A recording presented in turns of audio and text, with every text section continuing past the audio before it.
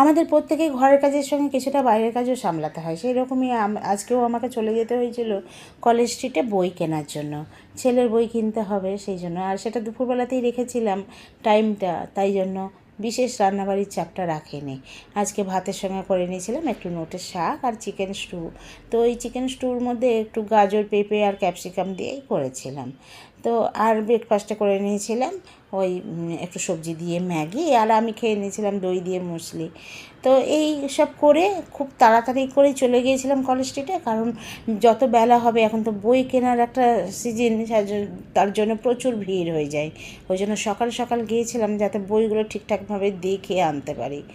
তো যাই হোক, বই টইগুলো নিলাম, নিয়ে এত শরীর ক্লান্ত লাগছিল, মানে সকাল থেকে তাড়াহুড়ো করে সব কাজগুলো করেছি, তো সেই জন্য হাজব্যান্ডকেও বলেছিলাম আজকে অফিস ছুটি নিতে, দিয়ে দুজনে মিলেই গিয়েছিলাম। একটু চা খেলাম, চাটা খেয়ে তারপরে বাড়িতে আবার রওনা দিলাম। তো কেমন লাগলো আমার এই রান্নাবাড়ির মেনুগুলো আর আমার ভিডিওটা, অবশ্যই তোমরা একটু কমেন্ট করো। তাহলে এখনকার মতো আসি, টাটা।